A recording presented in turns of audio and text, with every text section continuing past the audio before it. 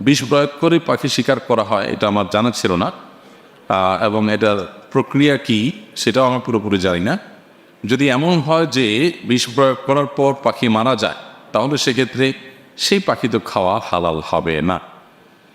আবার বিষ প্রয়োগ করে পাখি শিকার করতে গিয়ে যদি পাখিকে অস্বাভাবিক পর্যায়ের কষ্ট দিতে হয়, তাহলে সেটাও নাজায়েজ হবে। কারণ নবী করিম সাল্লাল্লাহু আলাইহি ওয়াসাল্লাম পরিষ্কারভাবে আমাদেরকে নির্দেশ করেছেন, সহিহ মুসলিমের হাদিস, ইন্নাল্লাহা কাতাবাল ইহসানা আলা কুল্লি শাই।